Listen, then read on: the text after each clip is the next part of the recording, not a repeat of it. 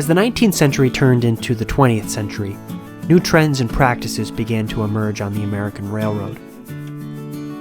As such, new classes of steam locomotives and new wheel arrangements became more and more popular. The 280 consolidation emerged as the most prominent type of freight-hauling steam locomotive.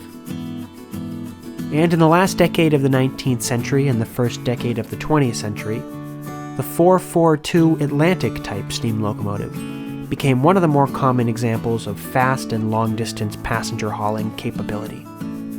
The very first 442 type locomotives were actually built in 1894 and 1895 for the Atlantic Coastline Railroad, thus giving the type of locomotive the name Atlantic. The design came from the desire towards the end of the 1900s to enhance the capabilities of locomotives to pull. The 442 design would allow for a larger boiler and firebox, which would allow for more power, and therefore more speed. With a larger boiler and a larger firebox, it was necessary to have a trailing truck behind the drive wheels to support the extra weight and length of the locomotive. The Atlantic was unique, with 4 leading wheels, 4 driving wheels, and 2 trailing wheels. The drive wheels were taller and larger than you would see on a 440 American or a 260 Mogul, allowing for faster passenger speeds. Although the wheel type 442 was more commonly known around the world and in the United States as the Atlantic type, on the Boston and Maine these locomotives were actually more commonly called trailers, because they were the very first type of steam locomotive the B&M ever rostered that had a trailing truck behind the drive wheels. The trailing truck didn't swivel, but there was a lateral motion device which allowed sideways movement of the wheel and axle set when the locomotive encountered curves. Certainly the more common and more famous wheel arrangements like the 260 Moguls or the Pacifics or consolidations on the Boston and Maine occupy more people's space when they think about Minuteman steam. It's certainly worth mentioning the more unique and rare wheel arrangements as well, as they all played a part. The B&M acquired its first Atlantic in 1895 when it absorbed the Concord and Montreal Railroad. As one of the very first Atlantics built, the wheel arrangement just barely missed being dubbed the Concord type. Brand new number 733, which had been built in 1895 by Baldwin, was later renumbered by the Boston and Maine to number 3200 during the 1911 renumbering. This very first 442 was the only 442 on the Boston and Maine to have 19 by 24 cylinders. The first batch of Atlantics built for the Boston and Maine were built by Schenectady in 1902, 6 machines total, which became the J1 class. These had 19 by 28 cylinders. Another 10 locomotives were built by Schenectady in May of 1907. These became the J1A class Atlantics. Far and away the largest class of Atlantics that the Boston and Maine rostered were built by Manchester, New Hampshire in 1908 and 1909. These became the JB class Atlantics, and they also had 19 by 28 cylinders. Interestingly, the Vermont Valley Railroad and its New Hampshire affiliate, the Sullivan County Railroad, had 6 442 Atlantics, which were also built by Manchester in 1908 and 1909. When the Vermont Valley and the Sullivan County were leased into the Boston and Maine, those engines were also leased into the B&M, and they were reassigned new B&M numbers. Being that they arrived on the scene in the early 1900s, the Atlantics were delivered with wooden cabs and wooden pilots. These, of course, would later be replaced with steel ones, and interestingly enough, there were actually 2 types of steel cabs used on the Atlantics, an earlier type and the more standard later type.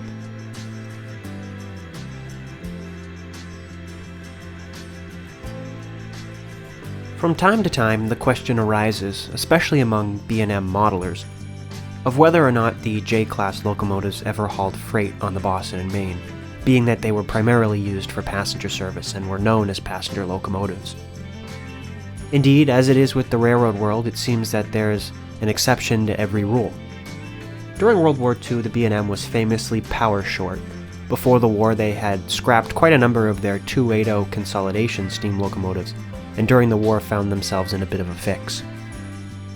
Photographer Albert G. Hale captured B&M Atlantic number 3239 on an extra freight train westbound on the Eastern Route Main Line, just west of the U.S. Route 1 overhead bridge, and approaching the Hanover Street crossing in Newbury, Massachusetts on December 24, 1945, just after the end of World War II.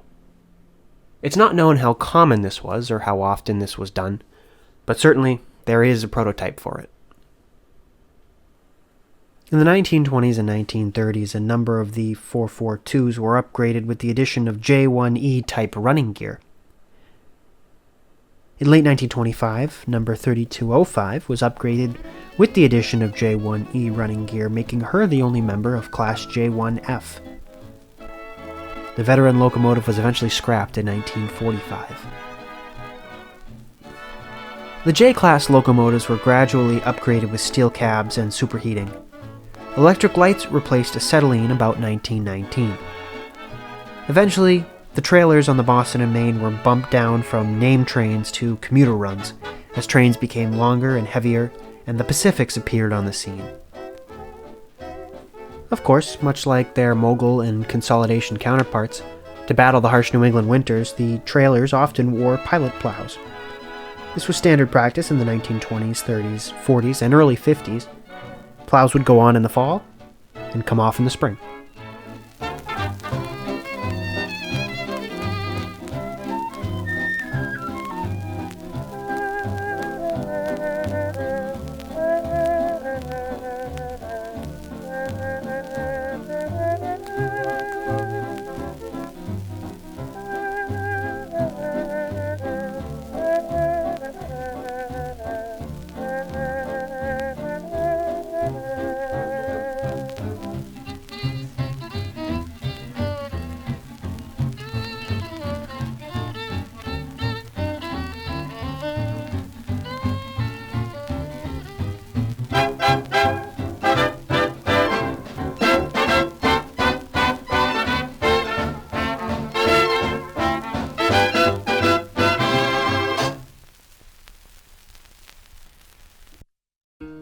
The first trailer to be scrapped was the very first the B&M ever had, the old Concord and Montreal engine, number 3200, in October 1927. The Atlantics, or trailers, began to fall away in larger numbers in the 1930s and 1940s, until the very last, number 3235, was scrapped in 1952.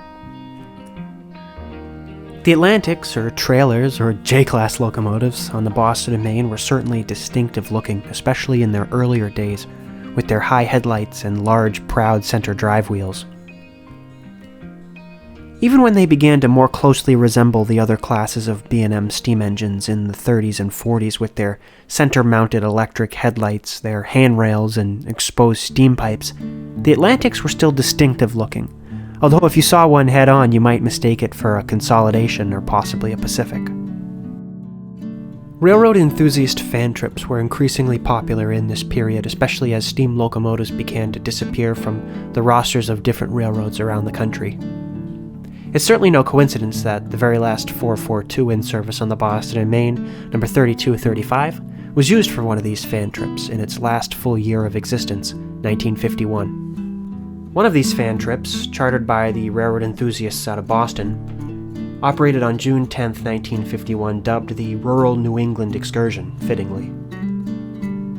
The train left Boston behind B-15-260 Mogul number 1415, a Manchester, New Hampshire product of 1906, and J1B-442 number 3235, Manchester, New Hampshire product of 1909. Behind the locomotives were 10 coaches and a diner, and the train proceeded up the Western Route Main Line from Boston to Lowell Junction, then over to Lowell, then over the Stony Brook branch to Ayer, Massachusetts, then over the Fitchburg Main Line to South Ashburnham and up the Cheshire branch to Keene. After arriving at Keene, the train proceeded down the Ashwelot branch to Dole Junction, over the Connecticut River Main Line to Greenfield, again over the Fitchburg Division to Gardner, and to Worcester via the Peterborough branch.